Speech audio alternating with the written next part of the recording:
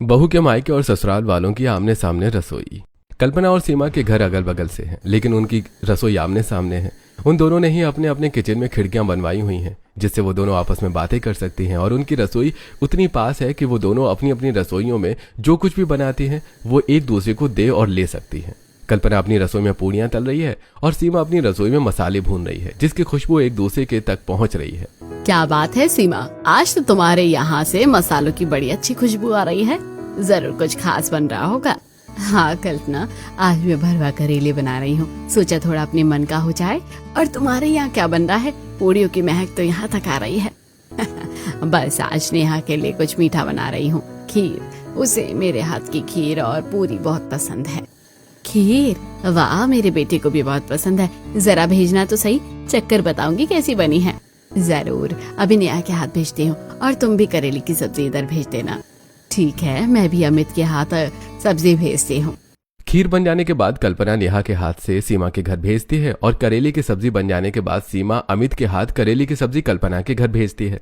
सो दोनों सब्जी और खीर लेकर अपने अपने घर से निकलते हैं और एक दूसरे को नेहा के घर के दरवाजे पर क्रॉस करते हैं। अरे, मैं तो इसी से मिलने जा रही थी और ये यहीं आ गया। ये कहाँ जा रही है? अब मैं वहां जाकर क्या करूंगा? सब्जी देना तो एक बहाना था, नेहा से नैना जो लड़ाना था। दोनों एक दूसरे से बात तो करना चाहते थे, लेकिन कुछ नहीं बोले और वो दोनों एक दूसरे को पसंद करते थे। नेहा खीर लेकर सीमा के घर पहुंचती है, जहां पहले से ही हॉल में सीमा और उसका पति सिद्धार्थ बैठे खाना खा रहे थे।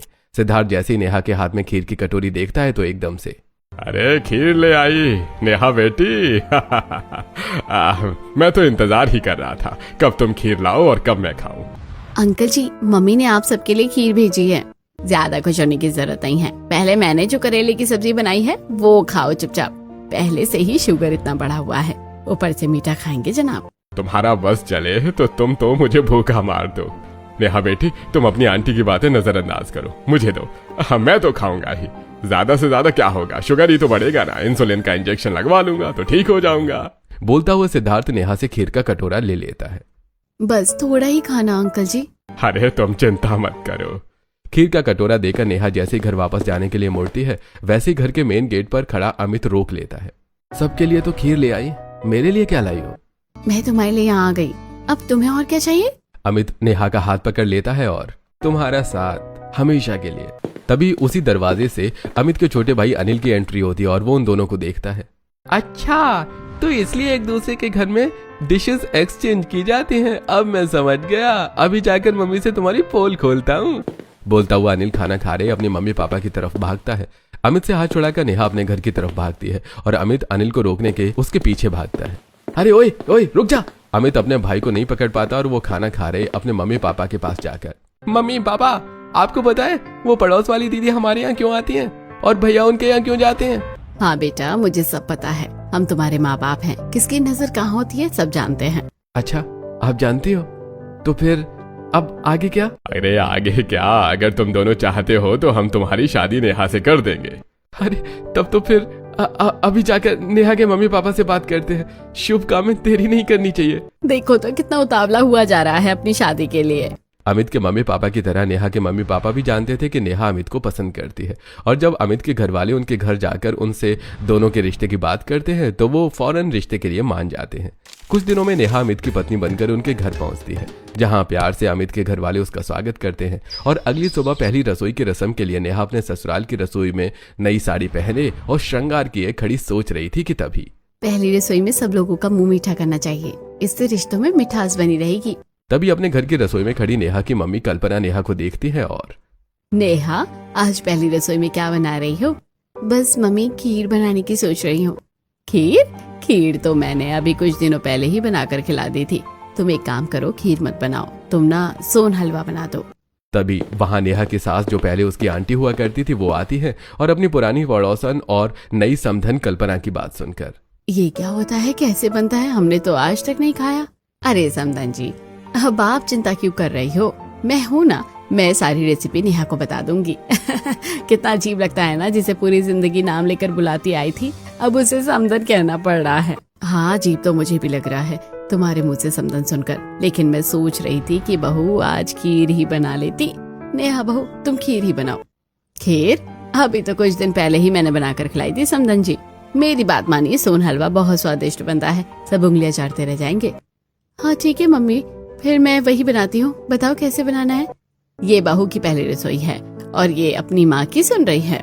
सोचती हुई सीमा किचन से बाहर चली जाती है और कुछ ही देर में नेहा अपनी माँ के बताए तरीके से सोन हलवा बनाकर हॉल में बैठे अपने सास, ससुर, पति और देवर को सर्व करती है। सोन हलवे की खुशबू से सीमा इम्प्रेस हो जाती है और वैसे सोन हलवा बहू ने बहुत अच्छा बनाया है, खुशबू से ही पता चल रहा है। वाह बहू, हलवा तो बहुत ही बढ़िया लग रहा है। तुमने सिर्फ हमारे लिए बनाया है या कुछ एक्स्ट्रा भी है? पापा जी मैंने अपने घर वालों के लिए भी बनाया है ना। अच्छा किया बहू, जाओ फिर अपनी मम्मी और समधी जी को भी दे आओ। अरे आप बिना कमाल करते हो, भला बहू के ससुराल का कैसे खा सकते हैं वो लोग। मम्मी जी क्या आप भी पुरानी सोच में अटकी हुई हो? मैं देकर आती हूँ। एक कटोरी में हलवा लेकर नेहा किचन की तरफ जाती है और वहां से अपने घर की रसोई में नाश्ता बना रही अपनी माँ को देती है। शायद पहले ही दिन नेहा ने वो कर दिया था जिसकी वजह से उसकी सास उससे थोड़ा नाराज हो गई थी।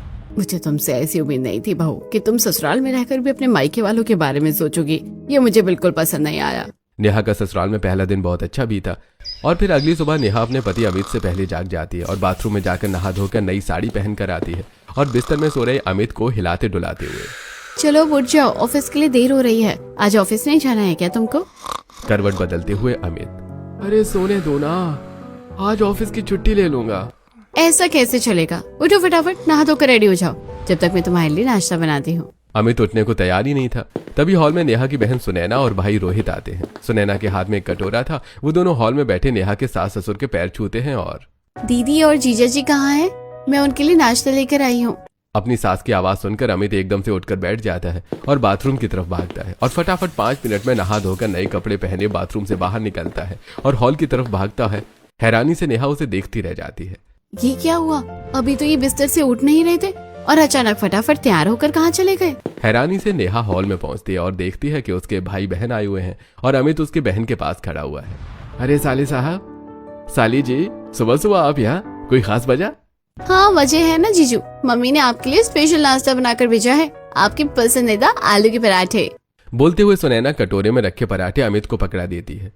तभी वहाँ बाल संवारता हुआ अनिल आता है और सिर्फ भैया के लिए या फिर मेरे लिए भी?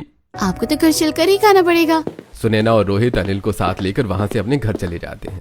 देखा, ये है दखलंदाजी। सुबह का नाश्ता उनकी तरफ से आ रहा है, मुझे ऐसे बिल्कुल भी उम्मीद नहीं थी। नेहा को बिल्कुल भी अंदाजा नहीं था कि उसकी सास को अब सब बिल्कुल पसंद नहीं आ रहा। उसी दिन दोपहर में नेहा जब दोपहर का खाना बनाने के लिए अपने ससुराल की रसोई में थी, तभी सामने वाली मायके की रसोई में दाल चावल बना रही उसकी माँ उसे देखती है और आज लंच में क्या बना रही हो नेहा?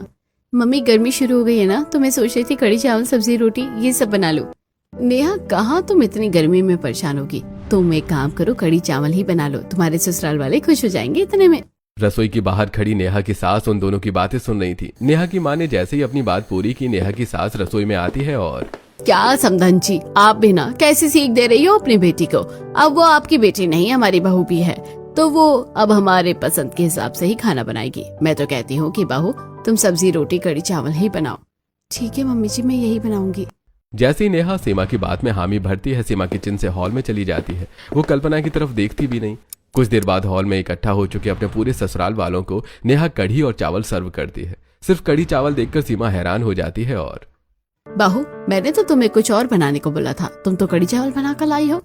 क्या करूं मम्मी जी, मेरी मम्मी ने मुझे बनाने ही नहीं दिया, बोल रही थी कि कहाँ तू गर्मी में परेशान होगी तो तू कढ़ी और चावल ही बना ले।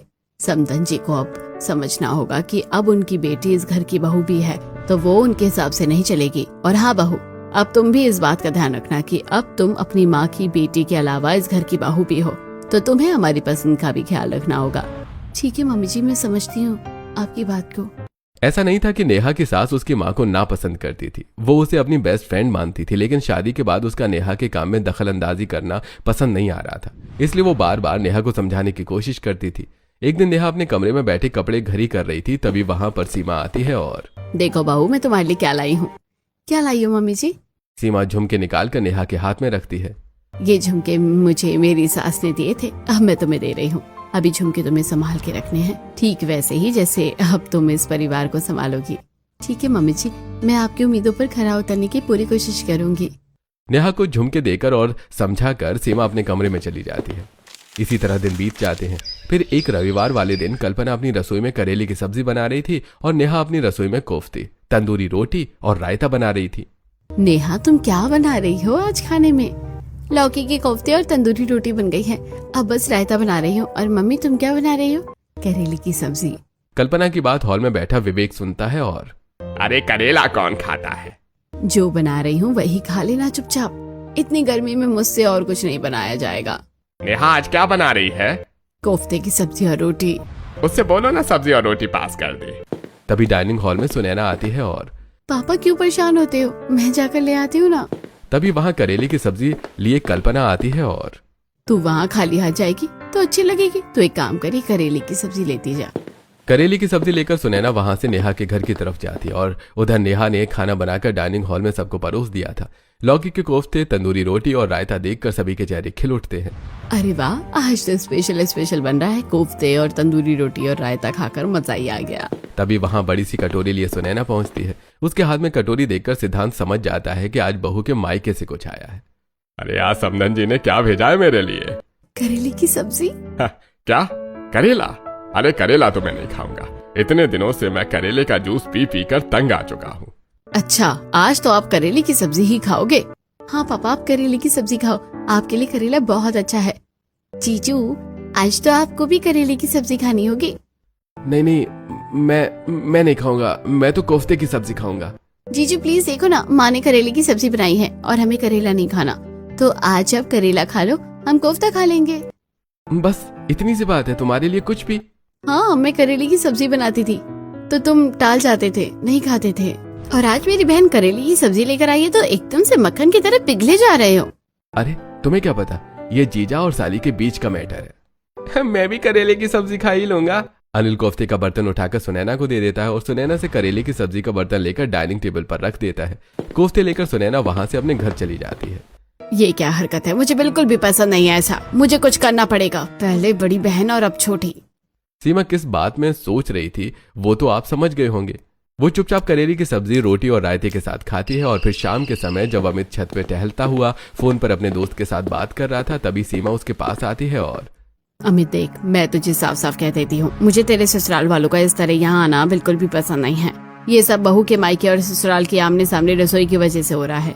या तो तू नेहा को समझा या फिर मैं अच्छी तरीके से हैंडल करती हूँ। ये तुम क्या कह रही हो मम्मी? ज्यादा अनजान बनने की कोशिश मत कर, तू सब जानता है मेरे कहने का मतलब। जैसे नेहा इस घर की बहू बनी वैसे ही उसकी बहन भी कोशिश कर रही है, लेकिन अब मैं ऐसा बिल्कुल नहीं होने दूंगी। अमित को समझाकर सीमा छत से नीचे उतर जाती है, लेकिन उसके समझाने का भी कुछ असर नहीं होता। आमने सामने की रसोई की वजह से नेहा अपने मायके और उसकी बहन का वहां आना जाना लगा रहता है। सीमा जब भी सुनैना और अनिल को एक साथ देखती तो उसका पारा हाई हो जाता, लेकिन वो नेहा के प्यार की वजह से चुप थी, क्योंकि वो उसे दुखी नहीं करना चाहती थी, लेकिन वो बात तो आगे भी बढ़ने नहीं देना चाहती थी। इसलिए एक दिन वो अपने पति के साथ मजदूर चौक जाती है और वहां खड़े कुछ मजदूरों के पास जाकर, भैया एक दीवार खड़ी करनी है, दीवार खड़ी करने के कितने पैसे लोगे? अरे वो तो साइज पर डिपेंड करता है। अरे सीमा, तुम्हें कहाँ दीवार खड़ी करवानी है? मुझे रसोई बंद करवानी है। क्यों, क्या दिक्कत है रसोई में?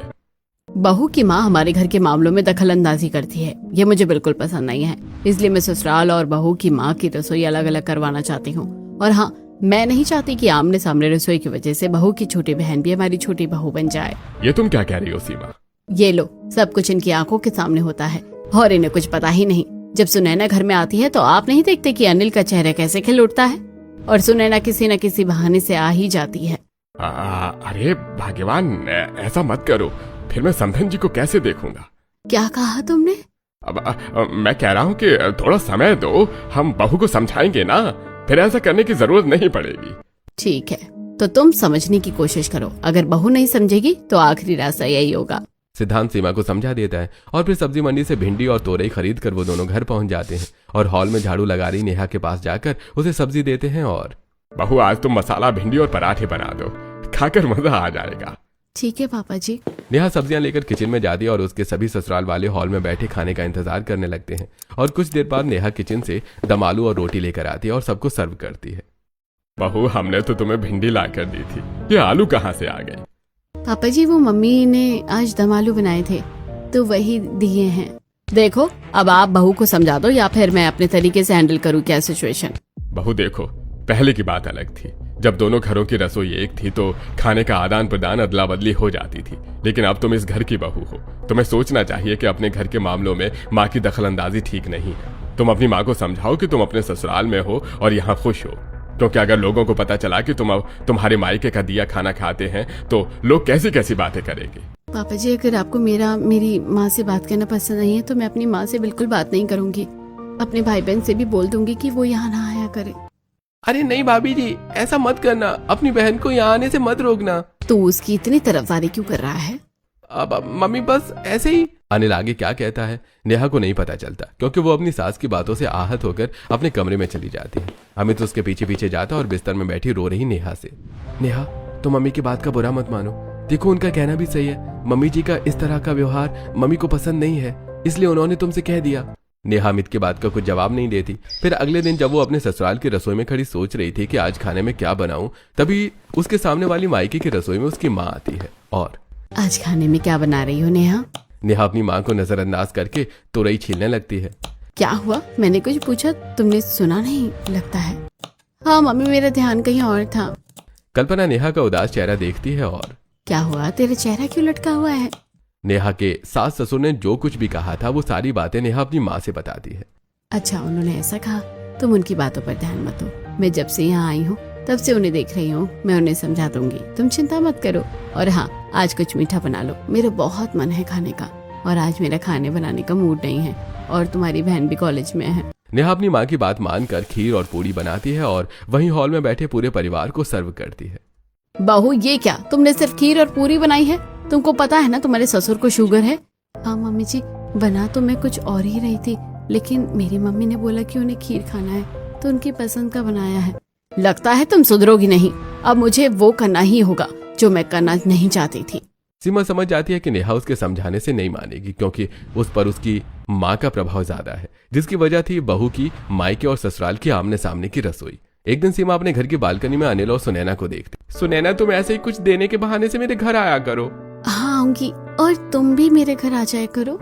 ये क्या, इन दोनों की भी गुटरगू शुरू हो गई। 2 दिन बाद सीमा सुबह सुबह घर के बाहर खड़ी सड़क के दोनों तरफ देख रही थी। सीमा सब्जी वाले का इंतजार कर रही थी, तभी वहाँ उसकी पड़ोसन सलोनी और विमला आती हैं और सीमा, तुम इतनी परेशान क्यों, क्या बात है? तुम भी कैसा सवाल पूछती हो सलोनी, बहू के आने के बाद सास तो परेशान होगी ही ना। ये बात नहीं है विमला, बहू तो बड़ी प्यारी है, बहुत अच्छे से ख्याल रखती है, लेकिन उसकी माँ मेरी समझ से बाहर है। क्यों, क्या हुआ? बहू की मायके की और ससुराल की रसोई एक होने की वजह से उसकी माँ बात बात पर दखल अंदाजी करती है। मैं चाहती हूँ कि बहू अब ससुराल में है तो ससुराल की होकर रहे, ना कि मायके की। तो मैं काम करो, तुम रसोई अलग कर दो। ये सुनकर सीमा हाँ में सिर हिलाती है। मैं अब यही करने वाली हूँ। तभी नेहा अपनी माँ के हाथों में हाथ डाले मायके से बाहर निकलती है और वो दोनों सीमा के पास आकर खड़ी हो जाती है। चलो मम्मी जी, आज हम साथ में बाजार चलते हैं। अपनी बहू की बात मानकर सीमा उन दोनों के साथ बाजार चली जाती है, जहां मसालों, किराने, बर्तनों और कपड़ों की बहुत सारी दुकानें थी। तभी कल्पना उन दोनों को एक मसाले की दुकान में रोकती है और नेहा, तुम्हारी रसोई में धनिया पाउडर खत्म है, मिर्च खत्म होने वाली है, और गर्म मसाले का डिब्बा भी लगभग खाली ही है। अरे समधन जी, मुझे अपनी रसोई के बारे में इतना नहीं पता जितना आपको पता है। हाँ, मुझे सब दिखता है अपनी रसोई से, आपकी रसोई में क्या चल रहा है क्या नहीं, यहाँ तक कि मैं तो आप लोगों की बातें भी सुन लेती हूँ। बेटी के मायके और ससुराल की रसोई आमने सामने होने का यही तो फायदा है। मायके वालों को सब पता रहता है कि बेटी के ससुराल में क्या चल रहा है, अब नहीं रहेगा पता। अच्छा ठीक है समधन जी, आप दोनों खरीदारी करो, मैं जरा आती हूँ, मुझे एक काम याद आ गया है। सीमा वहाँ से मजदूर चौक पहुँचती है और वहाँ खड़े भोला के साथ 2 और मजदूरों को लेकर घर पहुँचती है। घर पहुँचने से पहले रास्ते में ही उसने रेती, ईंट और सीमेंट खरीद ली थी, जो कुछ देर में छोटा हाथी लोडिंग में उसके घर के बाहर पहुँच जाता है। रसोई में भोला और उसके दोनों साथियों के साथ किचन में खड़ी सीमा खुली खिड़की की तरफ इशारा करती है और देखो, ये दीवार यहाँ से यहाँ तक पूरी पैक कर दो, यहाँ से ना सामने कुछ दिखना चाहिए ना सामने वालों को यहाँ का कुछ दिखना चाहिए। तभी वहाँ नेहा और उसकी माँ पहुँचती है और सीमा की बात सुनकर, मम्मी जी रसोई क्यों बंद करवा रही हो आप? हाँ समधन जी, आप ऐसा क्यों कर रही हो, क्यों रसोई बंद करवा रही हो? आपकी वजह से। मैंने ऐसा क्या कर दिया? ये बताइए कि आपने ऐसा क्या नहीं किया जो मुझे ऐसा ना करना पड़े। आप मेरे घर के मामले में दखल अंदाजी करती हो, जो मुझे बिल्कुल पसंद नहीं है। अब आपकी बेटी ससुराल वाली हो गई है तो आपको इस बात का ध्यान रखना चाहिए कि वो अपने घर में है और आपकी बेटी भी आपकी बातें मानती है। मुझे तो लगता है कि अभी तक वो अपने ससुराल को एक्सेप्ट नहीं कर पाई है, जिसकी वजह आप हो। आपसे ज्यादा बहू की मायके और ससुराल की सामने सामने रसोई है। सीमा की बात सुनकर वहाँ सुनैना, अनिल और विवेक भी आ जाते हैं। और हाँ, ये आपकी बेटी भी है। इसका मुझे अपने घर में इस तरह आना जाना बिल्कुल भी पसंद नहीं है। सुनैना कुछ लेने या देने के बहाने यहाँ आ ही जाती है। समदन जी, मुझे माफ कर दीजिए, मैं आपके घरेलू मामले में दखल अंदाजी नहीं करना चाहती थी। मैं तो बस ये चाहती थी कि मेरी बेटी आप लोगों को खुश रखे। बस इसी कोशिश में मैं भूल गई थी कि वो अब आपके घर की बहू भी है। मैं समझ नहीं पाई कि मेरी वजह से आपको परेशानी होती है। हाँ, आपका कहना सही है, लेकिन क्या हम खुश थे? आपने कभी ये जाना? हाँ मम्मी जी, मेरी भी गलती है। मैंने भी कभी आप लोगों की पसंद नहीं पूछी। बस मायके की रसोई सामने थी तो जो मेरी माँ ने कहा वो मैंने किया। लेकिन अब से ऐसा नहीं होगा, मुझे माफ कर दीजिए। लेकिन ये जो रसोई है वो बंद करवाइए। हाँ, अब मैं भी आपके घर आना जाना बंद कर दूंगी, मुझे माफ कर दीजिए। दीवा देखो, बहू ने अपनी गलती मान ली है तो तुम भी अब अपना गुस्सा शांत कर लो, अपना फैसला बदल लो। हाँ मम्मी, देखो ना, अगर तुमने अब ऐसा किया तो फिर गलत होगा। भाभी की पहली गलती माफ कर दीजिए। चलो ठीक है, ये पहली गलती है तो मैं माफ कर देती हूँ, लेकिन अगली बार से ऐसा हुआ तो मैं माफ नहीं करूंगी। अरे भाई जल्दी बताइए क्या करना है, दीवार खड़ी करनी है या नहीं? अरे नहीं भाई, तुम अपने पूरे दिन की मजदूरी लो और जाओ यहाँ से। अनिल सभी मजदूरों को मजदूरी देकर वहां से विदा कर देता है और नेहा की मम्मी और बहन भी अपने घर चली जाती है। अगले 2 दिनों तक तो माहौल गमगीन रहता है, लेकिन तीसरे दिन नेहा अपने ससुराल की रसोई में मसाला भिंडी, दाल, चावल और रायता बनाती है। तभी उसके मायके की रसोई से उसकी माँ भरवा करेला बनाते हुए उसे देखती है। नेहा, आज तुम क्या बना रही हो? मैं रायता, दाल चावल और मसाला भिंडी बना रही हूँ मम्मी। पापा जी को बहुत पसंद है। अच्छा ठीक है, बनाओ। मैं भी करेले की सब्जी बना रही हूँ। कल्पना की बात हॉल में पूरे परिवार के साथ बैठा सिद्धांत सुनता है और अरे समधन जी, मेरे लिए भी करेले की सब्जी पहुंचा देना।